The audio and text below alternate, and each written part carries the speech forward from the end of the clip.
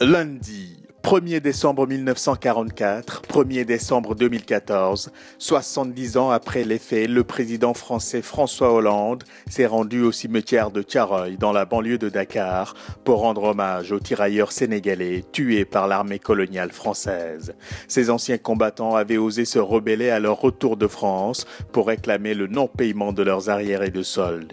Ils ont été fusillés, bilan officiel, 35 morts. François Hollande est le premier chef de l'État français à reconnaître la responsabilité de la France dans ce drame. Il en a profité pour remettre au président sénégalais Macky Sall les archives françaises qui permettront peut-être d'établir toute la vérité sur ce massacre. Mardi, 2 jours après le sommet de la francophonie qui s'est tenu à Dakar, le Sénégal met à l'honneur ses langues locales puisqu'elles font leur entrée solennelle à l'Assemblée nationale. Autrement dit, en plus du français, les députés pourront désormais s'exprimer dans l'hémicycle en wolof, en diola, en malinké, en pulaar, en sérère ou encore en soninké. Un système de traduction simultanée a été mis en place. Coût de l'opération, 300 millions de francs CFA. Et ironie de l'histoire, ce système est financé non pas par la France, mais presque, puisque c'est l'Union européenne qui signe le chèque. Mercredi, direction Malabo en Guinée équatoriale où s'est déroulé le tirage au sort de la Coupe d'Afrique des Nations de football.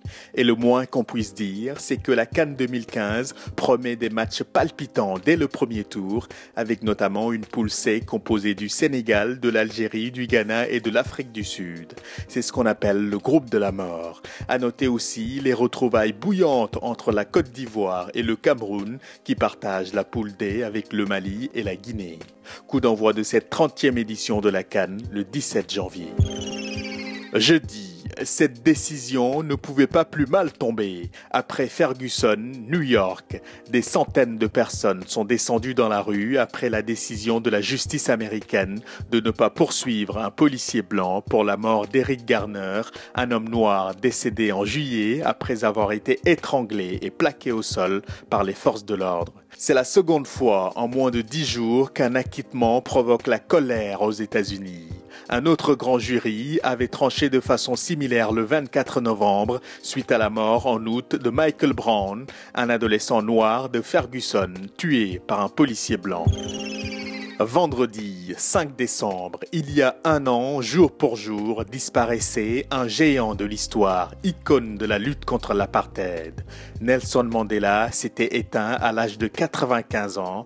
Des millions de Sud-Africains ont rendu hommage à Madiba avec du bruit et en musique, lui qui aimait tant danser.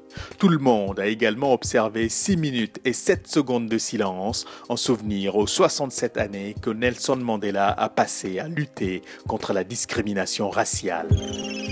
Le Monde, le Sénégal, Adjo News. L'info avance. Bon week-end et bonne semaine.